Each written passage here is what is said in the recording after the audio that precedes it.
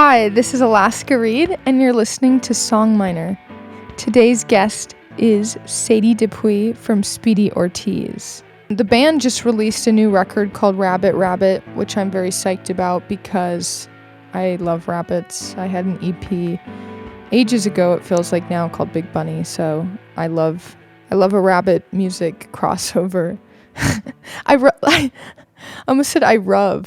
I love any rabbit collaboration. Okay, I'm done now with that. But anyways, so we discuss a song off of the record Riffage, which was out September 1st.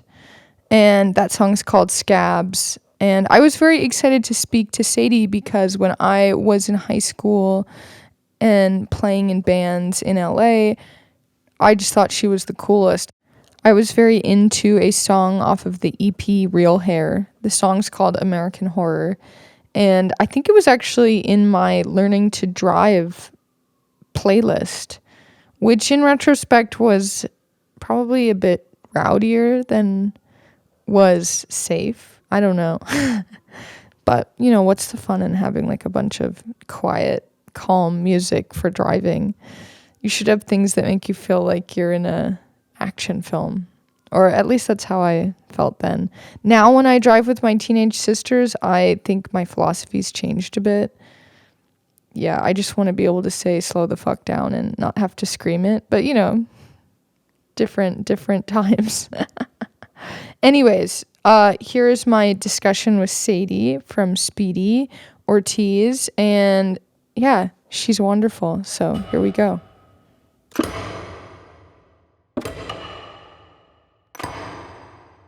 Yeah, it's fun to have you on here. Where do you live? I live in Philly. You live in Philly. Okay. Yep. I live in Philly. I've been dog sitting for a friend for the past couple days, and the other dog just left, and now my dog is a little depressed. So she may pop in at some point, like howling for attention, because she misses her buddy already. Is she the one that you put pictures of up online? She's so cute. I have two, but there's one who's a little more internet notorious, and that's Lavender. Okay, Lavender. But that's not the one that misses the no, friend. She's the one who misses. I was dog sitting a dog named Scully. Scully just went home with her dad, so. Oh, that's pretty cute. Yeah, Lavender's lonely. She's skulking around. She may pop in. We'll see. Oh my goodness. Yeah, I have treats to quiet her when she does, so. Oh, you've got is it the like Himalayan dog cheese? She does like those. Okay, now I'm doing exactly what I said I wouldn't do, like go off the mic and run around the room. She's got these little cheese tiny little cheese treat. Tricky trainers. Yep. She loves this shit. I was out last night and I saw some friends and they just got a dog, and the couple, the guy, he was saying that as a gift to our friend Isabel, he had gotten like a 23andMe for dogs. Yeah. And I've done this too. But half of the report just said super mutt.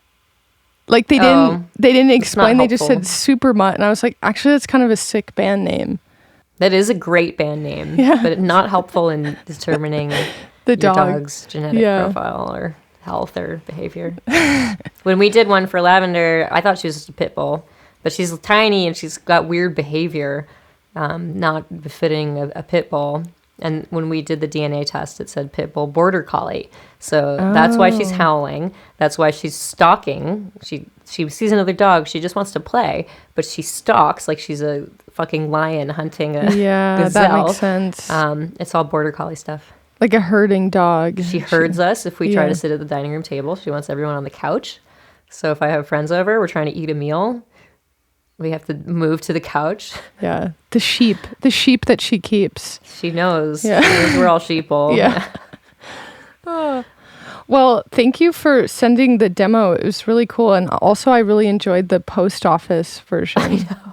And I was like, I don't know if I have anything that is like a truly voice memo stage, but boy did I ever. It's like just leave the bell.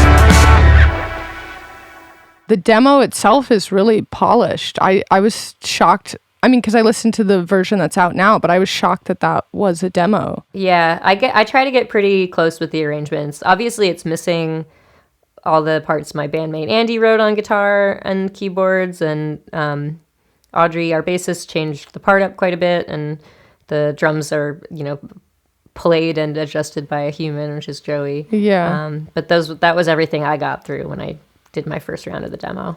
Yeah, it was pretty interesting to hear, because at first I was like, is this a demo?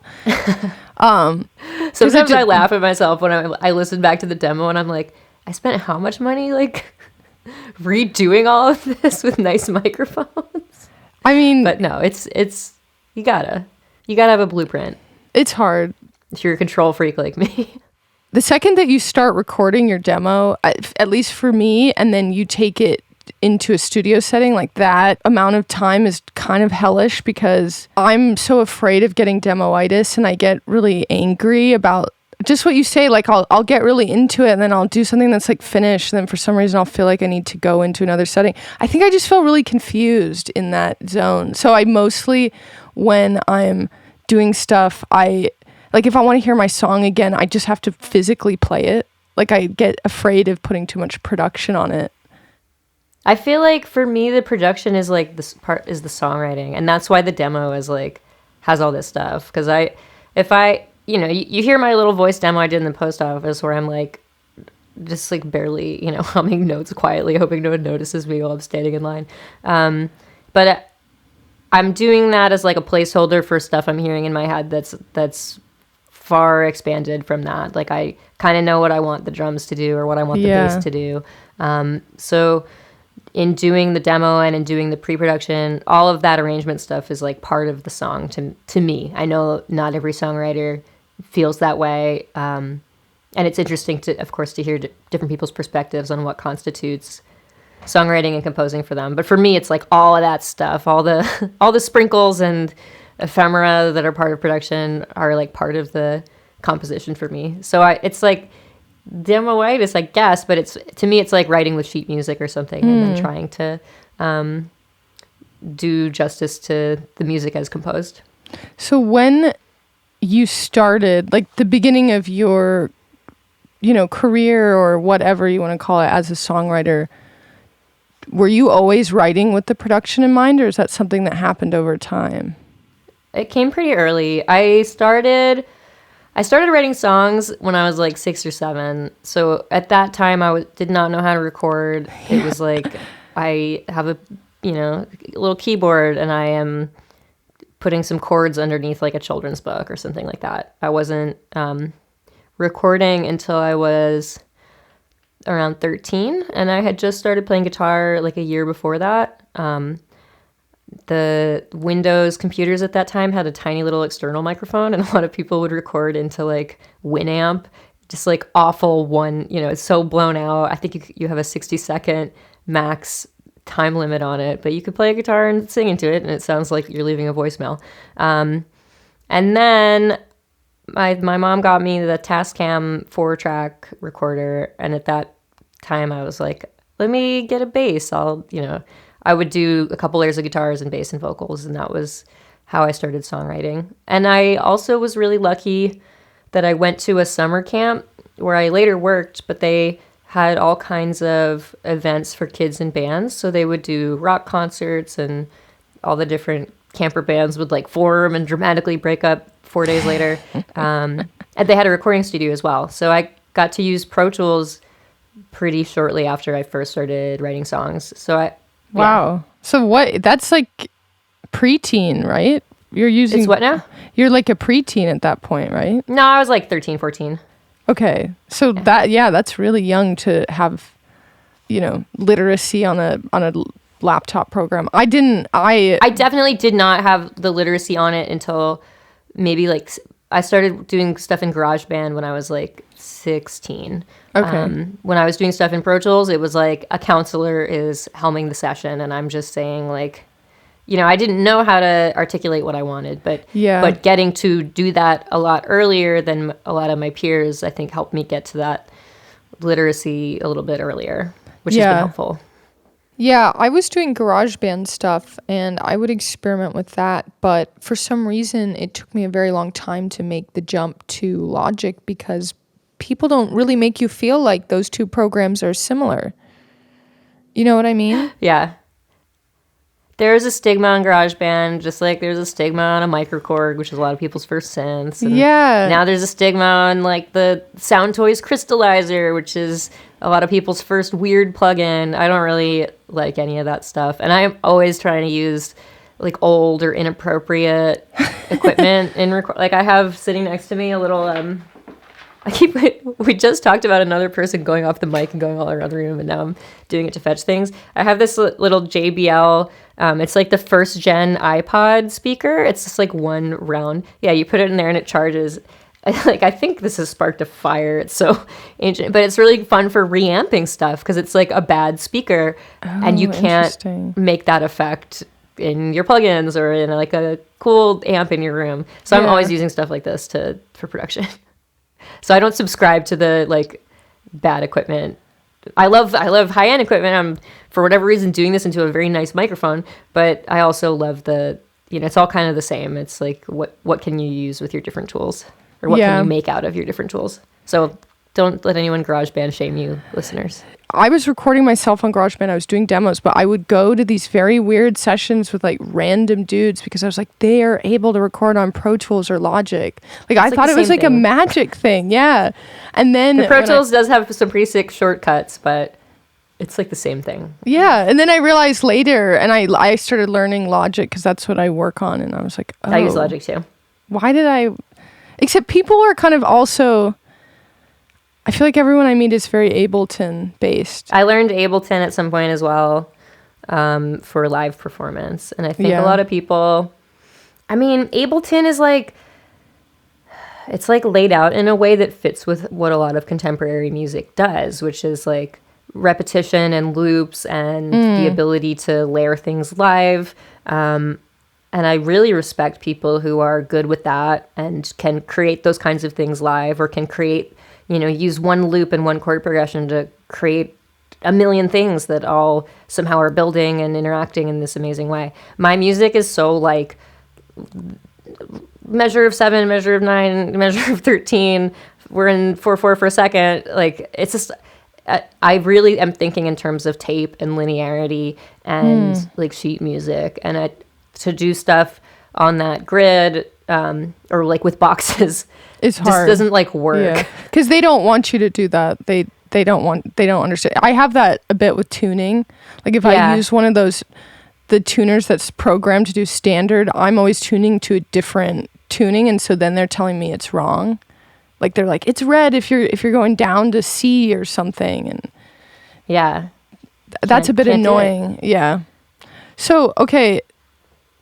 This is interesting that you say this thing about like you're thinking a lot about sheet music. Do you know how to read music? Were you formally trained when you were younger? Yeah, I did. My dark past. I did children's choral music for a very long time, and I toured with the children's choir.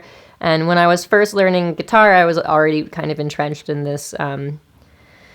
It's like the children's choir was directed by like the guy you see playing this in the movies. You know what I mean? He was very, you would get shamed if you were singing the wrong note. It's a lot of like the alto 2s are clashing with the alto 1s who are clashing with the soprano 2s. And if one person is slightly off from that clashing note, it's hell.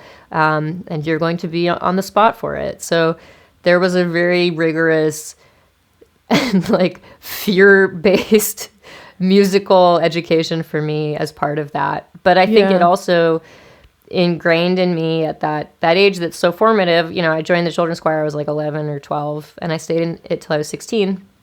So I'm learning about all this, Russian contemporary classical music, and it's all weird time signatures, and it's all sustained clashing notes, and I feel like getting into rock bands and playing guitar around the same time, I saw some of that reflected in the like punk and post-hardcore and even like the nu metal bands that I was getting into. So I think I can't erase the like children's choral music part of my writing brain.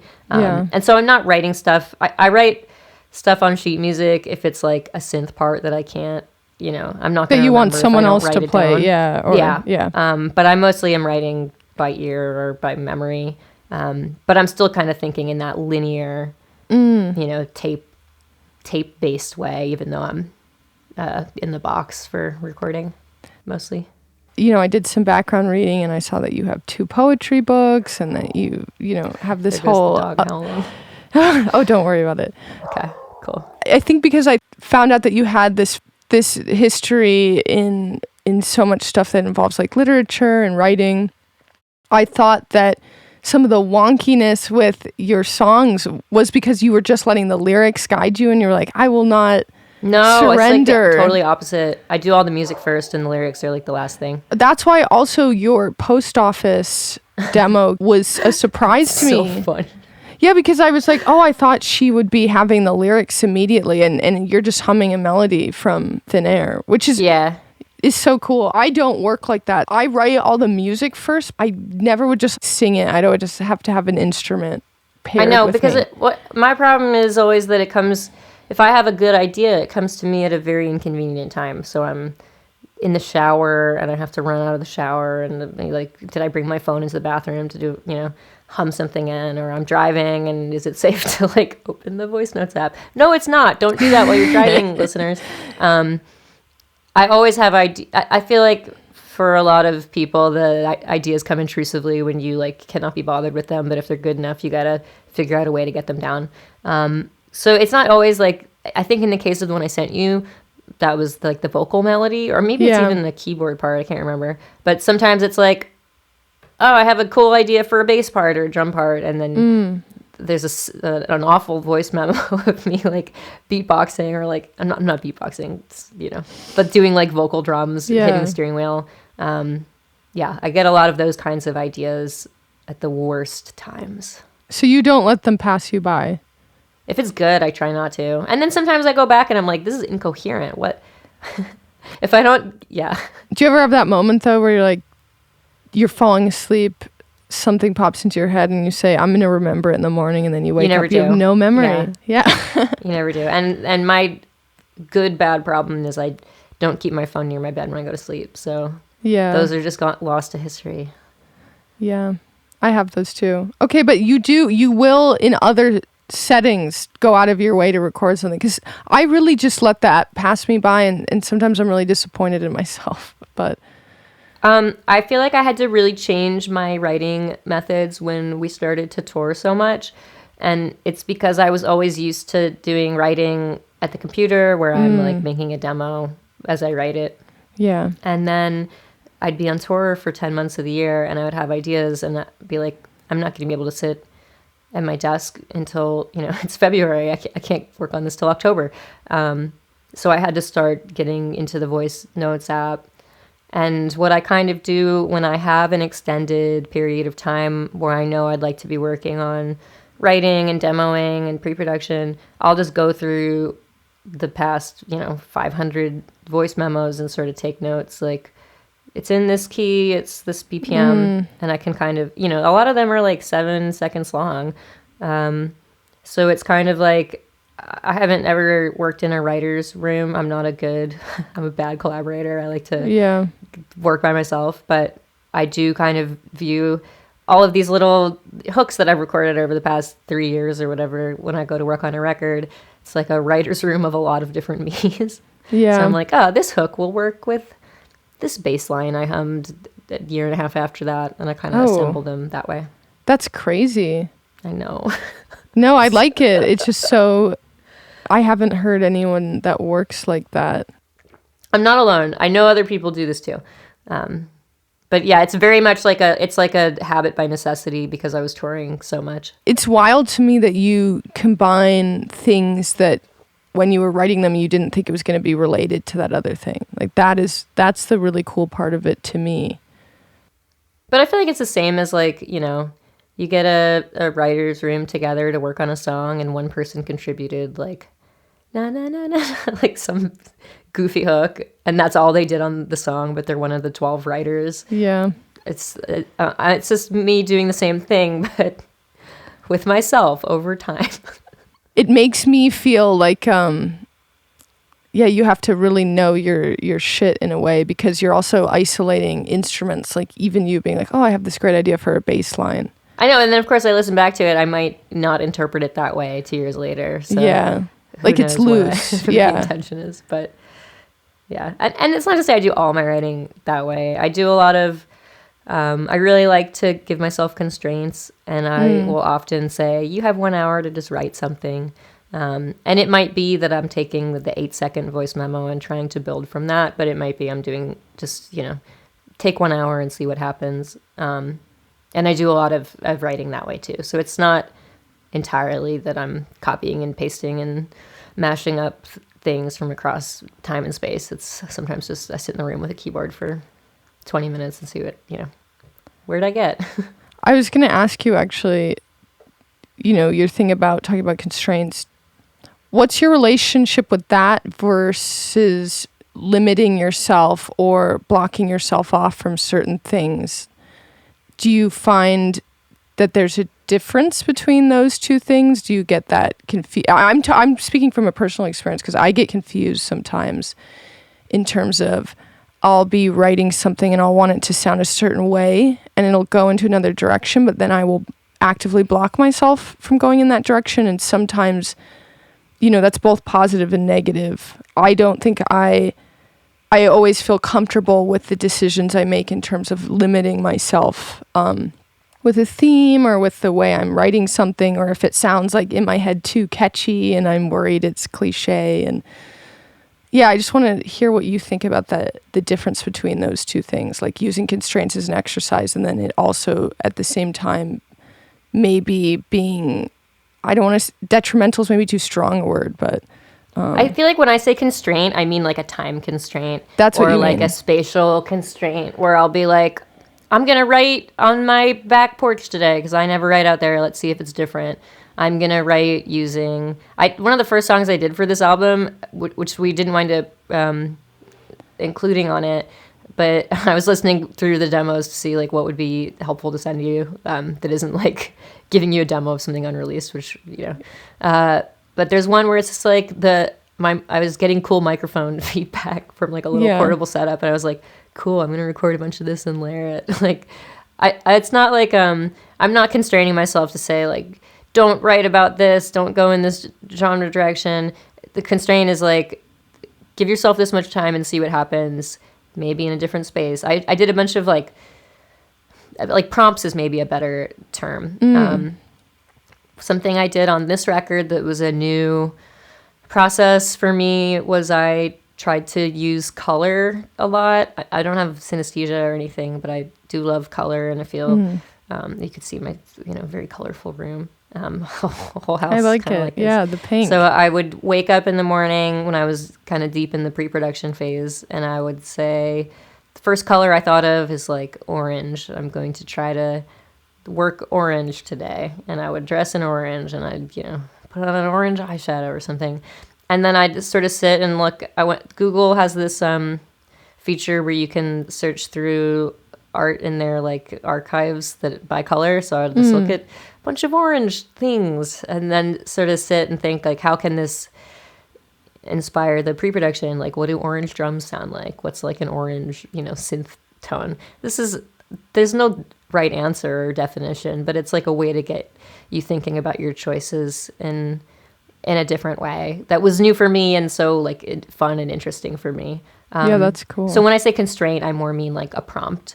Like I've been writing songs, I said like if I've been doing it since I was 6, that's since 1994. Like I got to figure out ways to try different things, and so introducing prompts and constraints I think is a cool way to do that. Okay, so I do have 2 questions for you, and I guess the first one, because you were talking about I want to write a song on my back porch. Yeah. I don't even know if I did that, but that was just like an example. No, but do you find that place in general, and this can be as micro or macro as you want it to be, but do you find that it does change your writing? And because I often think about this idea, I guess I grew up around a lot of novelists, and a lot of people talk about regional writing as being a thing. And so I'm always curious, because I never really learned about that.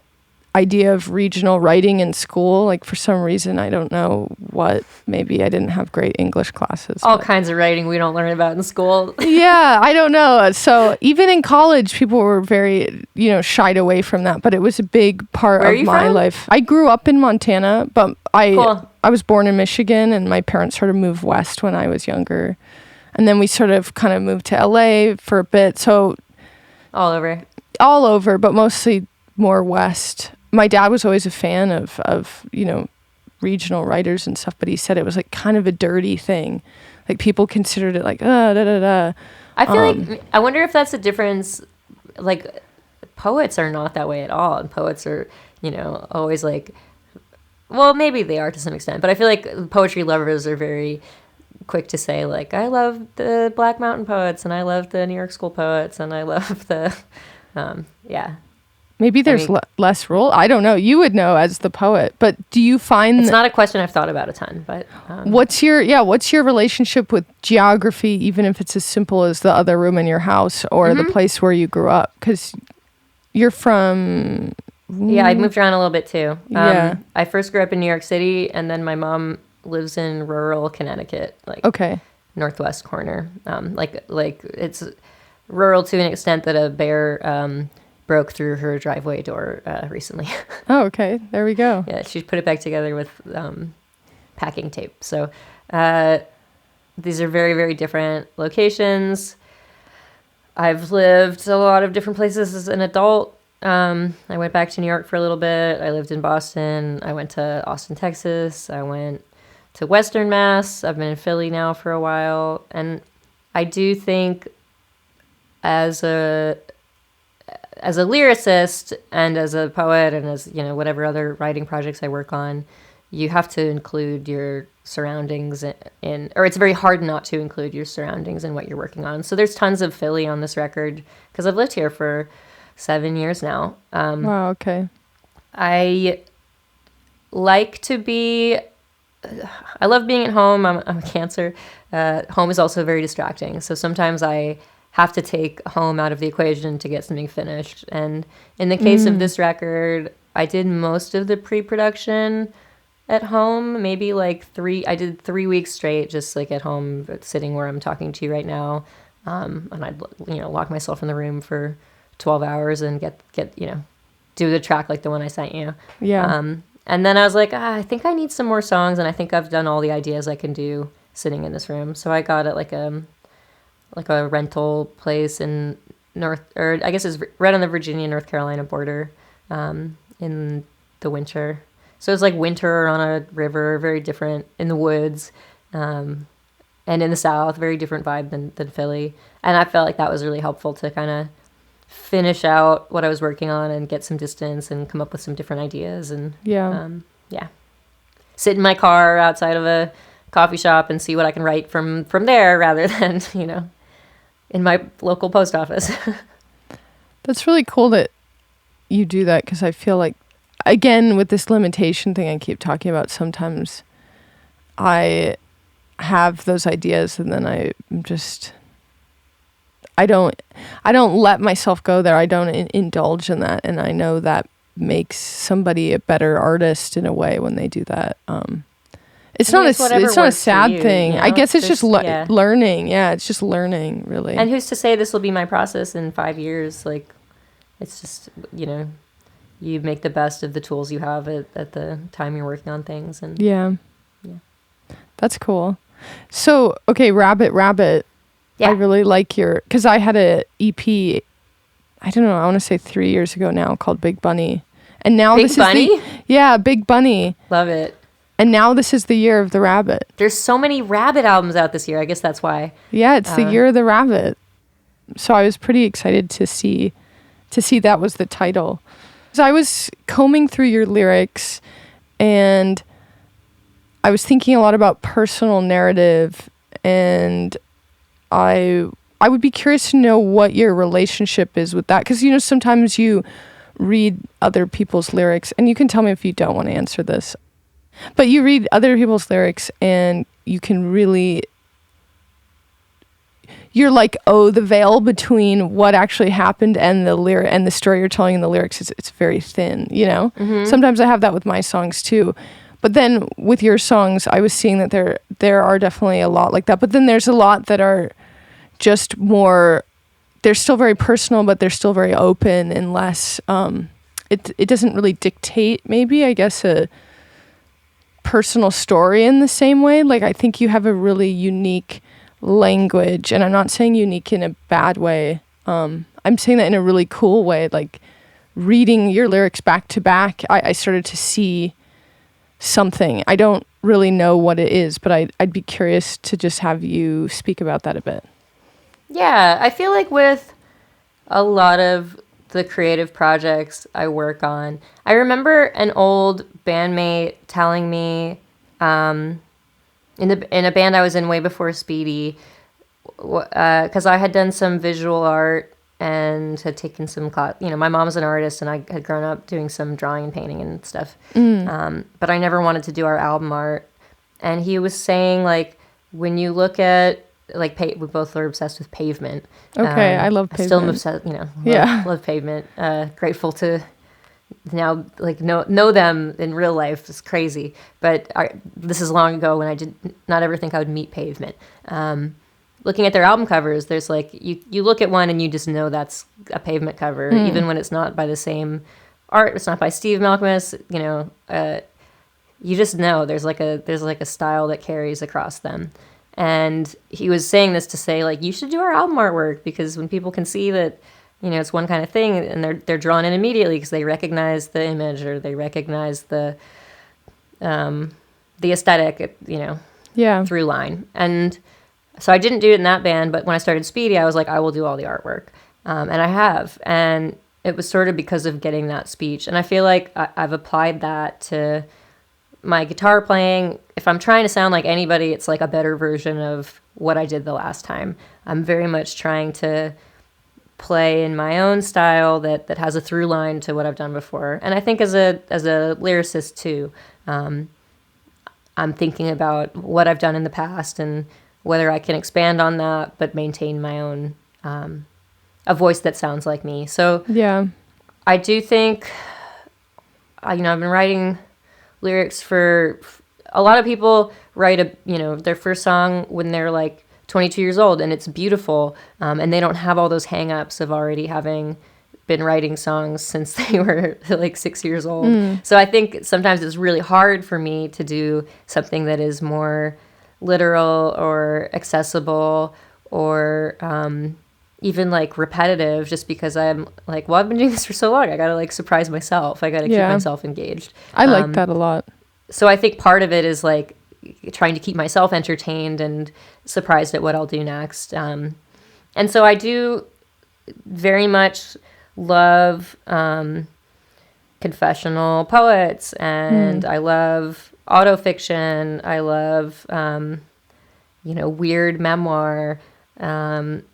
And I think those genres are very impactful on my songwriting. So every song I can pretty much say, like, I can give you a very, 2-3 sentence response, like, yeah, this is directly what this is about in my own narrative.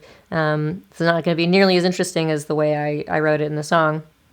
Or it can be, yes, I've worked in journalism, so I can say, yes, here are here's the 3 to 4 sentence thing I was observing in the news that week that infuriated me enough to write this song, but it's not going to be as interesting to report it that way as to do it in lyric form. Yeah, I think what I'm trying to say is I read it and I see the personal and I see your person in it, obviously not knowing you, but what I imagine. But I don't... I've showed you my dog treats. You know me now. Yeah, the dog treats and the herbs. I see all that, but it's not based on anything else I've looked at before. And I think that's really cool because it's like a new language where I don't have the full translation. I guess nobody ever has the full translation of anything, but I like that feeling. And I like what you're saying too about your guitar language, because that's a really big thing for me. I I think I said in this interview, which I hope they take out because I know that there's really big Lord of the Rings fans, but I was like, I was trying to express to somebody how I felt like I was like Tolkien doing Elvish on my guitar, which is very epic. But I love that. I do feel like I have that weird relationship that I can't really talk to anybody else about as much with my instrument and with the sound, and that I do keep trying to build on that each record, which is an interesting thing because I think a lot of really great musicians have a kind of personal dialogue with their instrument or their writing, but then I also think a lot of people don't have that. I don't know. I think, everyone approaches their... Same thing we said before. I guess everyone approaches their tools in different ways at different times. And yeah. I mean, some of my friends who are like the best players I know, my friend Neil Daniels is a session drummer. I met him when we were on tour with Liz Phair, and he could be, shredding the entire song, but he's been doing a lot of like drum tutorial posts lately where he's like, the way that I get these crazy jobs is I lay back, like there's just like one snare hit that measure, but I put all that feeling in that one hit. That's a big thing. That's so a big thing for there's drummers. definitely a million ways to approach it, and some of the most accomplished people play the simplest things. I'm always trying to trip myself up for some reason, so I make it more and more complicated for myself every year. Who knows if that'll be true next year. Is your main instrument guitar? Because I know you mentioned having a synth when you were younger. My first instrument was piano and keyboard. But I started playing guitar when I was 12, and that kind of became my primary instrument from that point on. So at this point, I can like, if someone says play this, chord, I could keep up, but I can't really shred. I have to practice things quite a lot of times to be able to record them for like a synth solo or something. I see. Like to such an extent that I'm like, can everyone leave the studio? And I will just do this because I cannot watch you. I cannot let you all see me shreds video on this keyboard. Yeah, that's really funny. This is going to gross me out, but you have heavy riffage under intense lyrics, which I really like. And I was wondering what sort of comes first, or does it change a lot? Yeah, talk to me about that. In time. On this record, I did all the drum and bass writing first. So I knew what the chord progressions were and like what the rhythm was, and then I didn't like write the electric guitar parts first. They came like... You didn't? Okay. First comes the stupid humming that is nonsense that I sent you a voice memo of, and then I programmed some bass and drums that I think could accommodate that, and then I'll either do some keyboards or some guitars. So the problem there is I write pretty tricky guitar parts, and I do it to myself. And then I write a vocal part that's like not the same rhythm, and maybe it clashes with the guitar part. And I'm like, but that's fine. I'm doing them separately. And then a year later, you're like, oh, I have to take this on tour, and I do not have the like limb independence to separate my vocal cords from my arms right now. So I've like just gotten to the point where I can sing all the stuff and play it, but I sure don't make it easy for myself. That's so funny. Yeah, because I did wonder that, because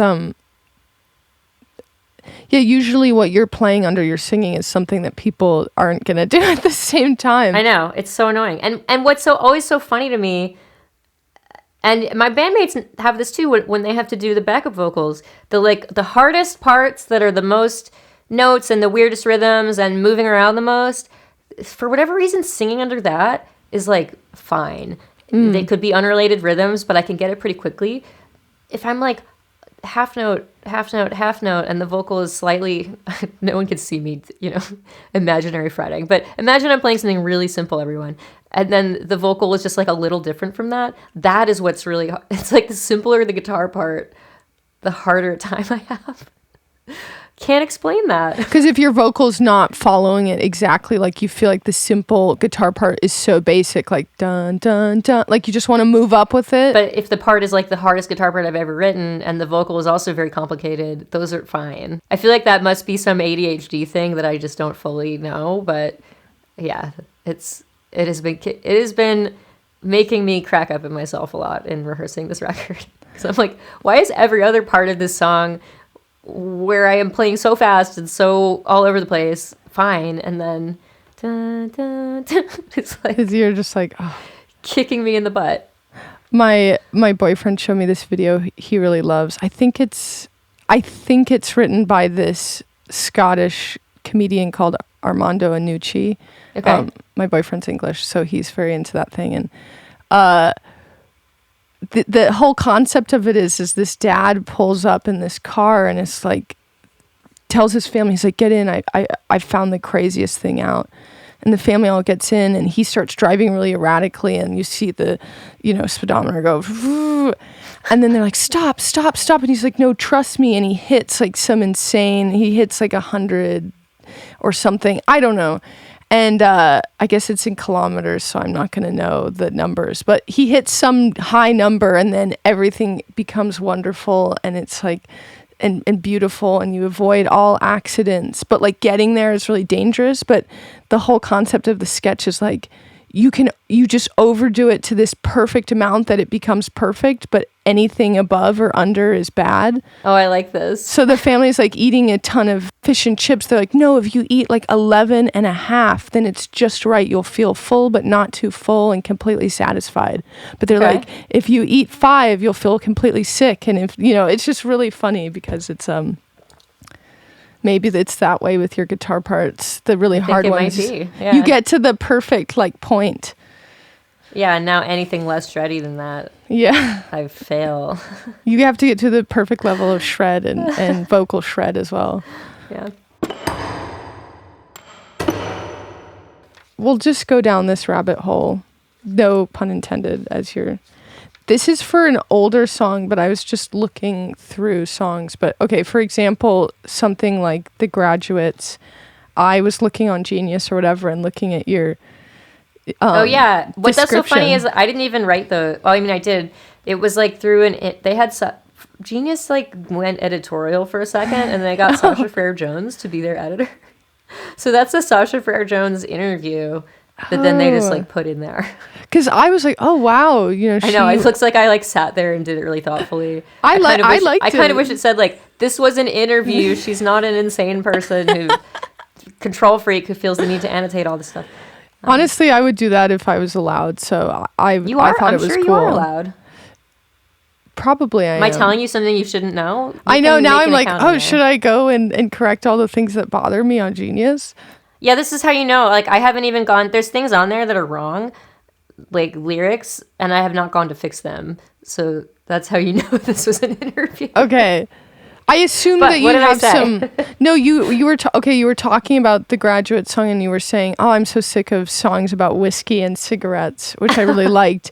But then you do talk about cigarettes in one of the verses, but you say it never gets to my lips, like I never smoke it, blah blah blah. Yeah. I thought that was interesting because I am often trying to write songs that I don't want to say need to be written, like it's not a need, but it's more I see that there's this gap or this space, and I say I'm going to write a song for this space because I think there needs to be a song like this because there hasn't been one before. And I wonder, is that something that you consciously think about when it comes to lyrical content?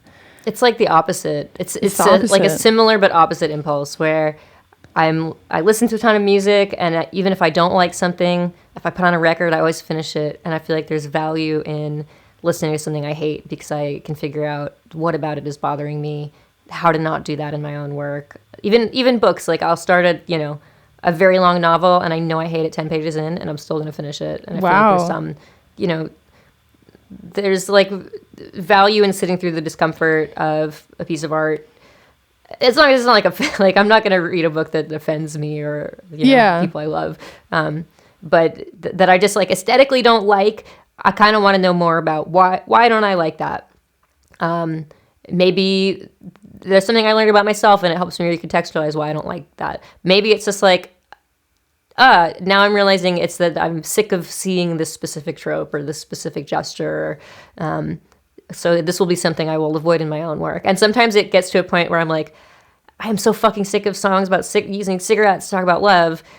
How do I how do I satirize that? How do I use my space to talk shit? So that I do find myself doing that a lot, taking note not of where there is a lack, but where there is an overabundance.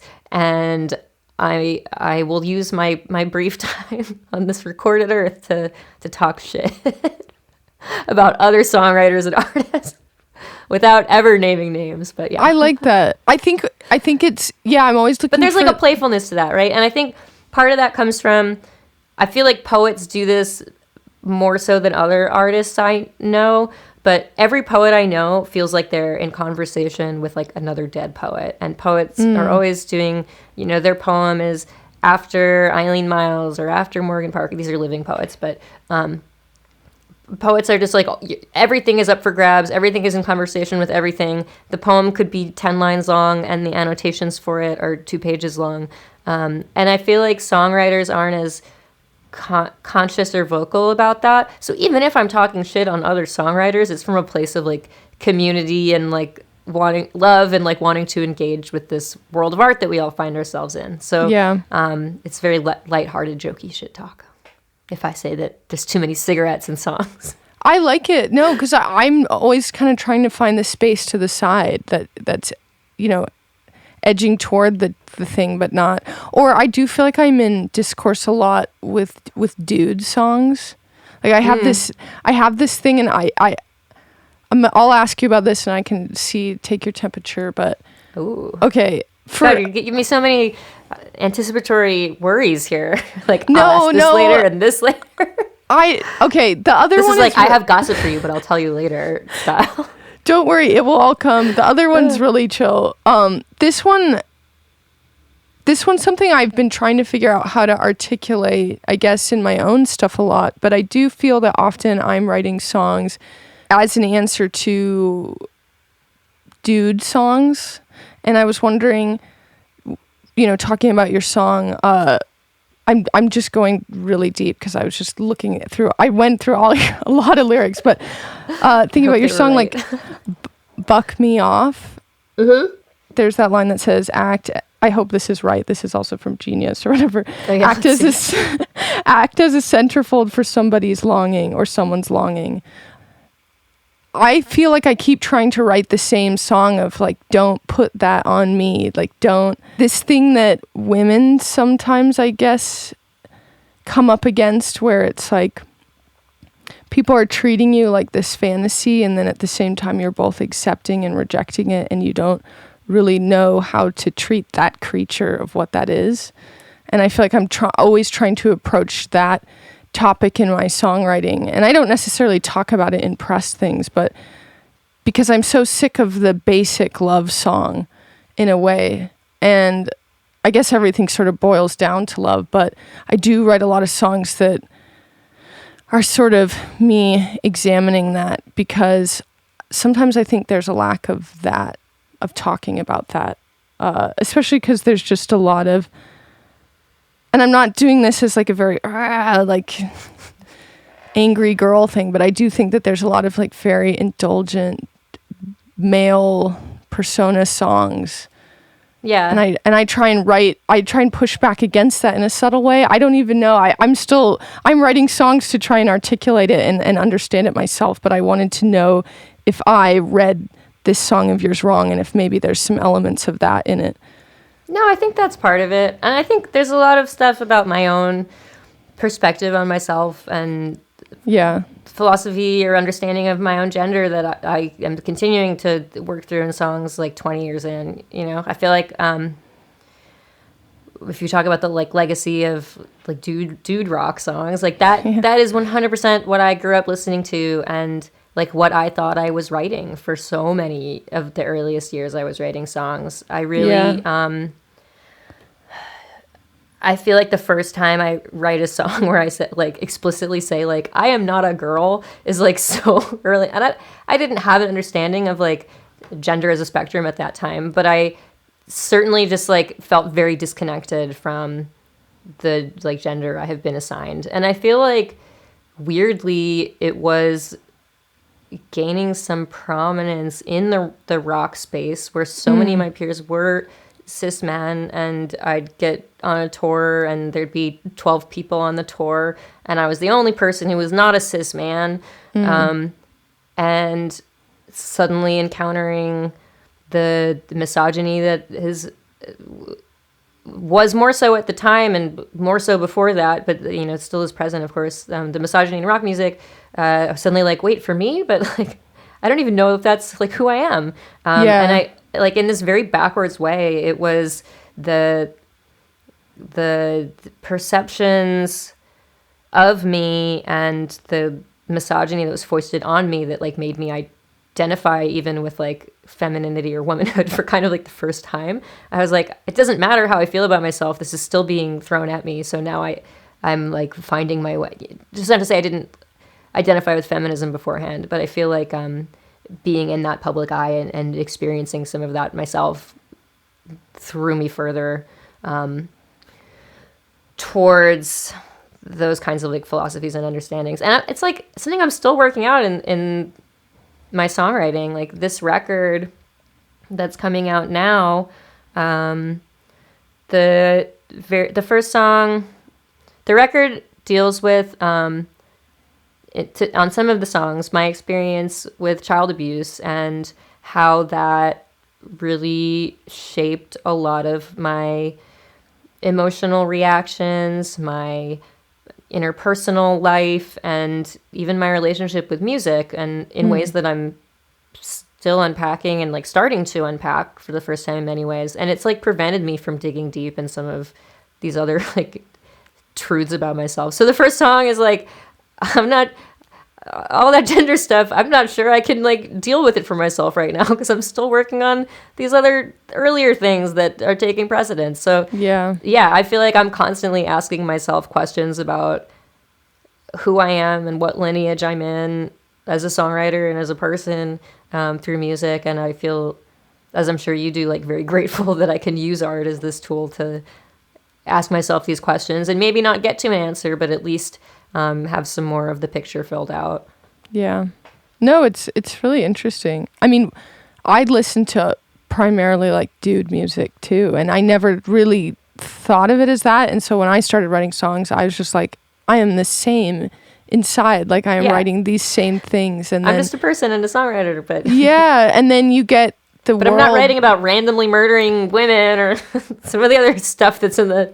Yeah, or like the extreme sexual fantasy thing wasn't really my vibe, or but like, I mean, which is not to say I don't love a lot of extreme sexual fantasy music. Shout out Liz Phair. Yeah, but she does it from a different way.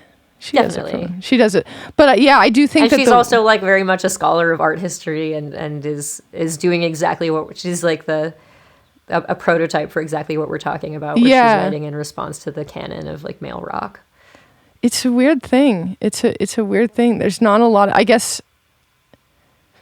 I don't know. I wouldn't change anything about the music I listened to growing up, but I do sometimes wish I could have had more perspective is in some way, even though I didn't really think of it as that. But maybe that's a cool thing is the world is opening up to hearing new things. Yeah, something that has been cool or was cool when I was working on this record is I did go back to a lot of that early formative rock music for me. And a lot of those lyrics are things I would like not be screaming from the rafters.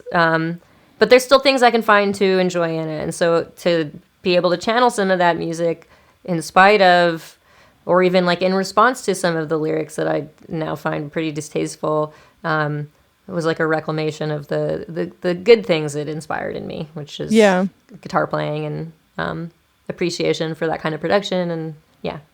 No, that's true. That's true. Okay, so I know we're coming to the time, so I'll ask you the question. I have big plans today. I'm going, I read Jamie Loftus's hot dog book, which is called Raw Dog. It's really good. Oh, cool. And my bandmate Audrey and I are going to go. There's a place in Philly's Reading Terminal Market that does, I saw corn dogs, and they do a vegan corn dog. So we're going to get some vegan corn dogs. Corn dogs are so good. I'm pretty excited. Yeah. I've spent all month thinking about hot dogs. It's finally my time. That's good. That's enough to make my day. Is if someone's like, "You get a corn dog today," I'd be like, "Oh, damn, it's a good day." It's gonna be beautiful.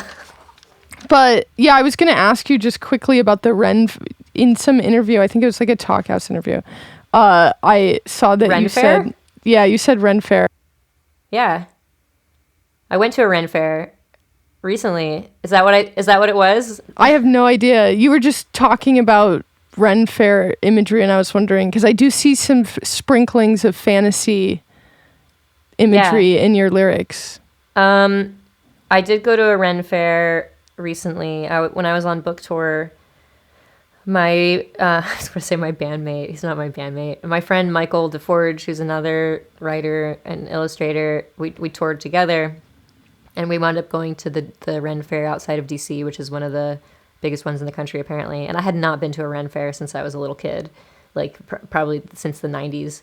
And we saw Mary Timony there, who I feel like is the archetype for like Ren Fair rock lyrics. And she definitely is a huge influence. She's a friend, I should say, but she's also a big influence on me as a guitarist and arranger and songwriter. So it was just like too perfect to see her at the Ren Fair because her lyrics are very much using, I think a lot more so than mine. She is fully, or was at some point in her career, very into mining like these fantasy tropes as like reflections of her personal narrative. So she did really interesting stuff with that. I am not a big fantasy fan. In really any, like I don't love fantasy books or movies or anything, but I do love horror and I love occult things. So that's what I must be picking There's like up a little on. bit of, I think there is some fantasy occultism crossover. You talk about witches and... Yes. But that's not fantasy. That's real life. Which is a... I mean, that's true. I believe that too. I believe that too. Okay, cool. Well, very nice. I'll let you go get your corn dog. Oh, thank you. Yeah, that's pretty exciting. Yeah. So I say like, I love witches and the occult. I'm going to get a vegan corn dog right now. That's a great combo of things to me. Yeah. Okay, so let's just say your album... or Speedy Ortiz album, Rabbit, is out September 1st, right? Yep, Rabbit. Okay, cool. And this song Scabs is on it that we discuss a bit. So check it out and then go get a corn dog. Can I say one more thing about the voice memo? You can say, whatever you like. So I had no idea. Yeah. I had no idea that existed. When I sent my publicist the demo to send to you. And I kept notes. I kept like really weird, confusing notes on all the songs, so I know like what color I wore that day I was working on it. But I also wrote down like what number voice memos I had pulled from. So I was like, "Is there one in here?" And there was. So when I wrote this song, my memory of it, I'm sure everybody listening knows that the pandemic was incredibly difficult for mail carriers and postal workers, and there were a number of budgetary cuts and managerial decisions that were widely contested by both mail carriers' unions. It was just like the government was making it very difficult for those workers to get what they needed done, to do it safely, to have the correct pay and resources. And in the midst of all this, I was at the post office waiting in line to pick up my package or something, and people were just like berating the person working. Oh God. So that's what I wrote the song about. And I was shocked that like in the midst of that, I really didn't remember. I would have thought I had gone out to my car or like waited till I got home, but apparently I had it so quickly that you could hear I'm in line in like an echoing room and children were screaming and stuff. Oh yeah, I could hear rustling and like, yeah. I was very surprised to find that I had literally, I knew I thought of it in the post office, but I didn't think I had recorded anything there, but I did. That's pretty amazing. I mean, I blocked it out because I was so mad, I guess. You can do, it's the worst thing to see people going after people in jobs like that. Yep. It's the worst thing ever. It's terrible. This is like, summer of 2021. Yeah. We support essential workers and unless we have to wait 20 minutes to get stamps, okay? Yeah. Yeah. Good solidarity. Oh, God. Anyway, that was my final note. I was just like shocked to find that existed. So thank you for giving me an excuse to dig into my files. Yeah, of course. I guess the message to people all around is don't be afraid to record in the post office. I don't know. Yeah, and also don't be afraid to be cool to workers. Don't be afraid to be a good person. Doesn't matter if your day is running 10 minutes late. Mine is, and I'm still going to get a vegan corn dog. So take that to heart. There we go. Well, thank you so much. Yeah, it was really fun chatting with you. Yeah, I loved it. Thank you. All right, have a good one. You too. Okay, bye. Okay, so I ended that like a phone call, but now I will not do that. And I will say this is the first ever episode of Songminer, and I want to thank everybody for listening because it's exciting and it's scary. I've done music for, over 10 years now, so it's very weird to be new at something like this. So I want to thank everybody for coming on this journey in a way with me of being new at something. I also want to thank my amazing producer of the podcast, Bronwyn Ford. Bronwyn sorts it all out. She walks me like a dog. She is very organized, and I'm so grateful to her for being involved in this.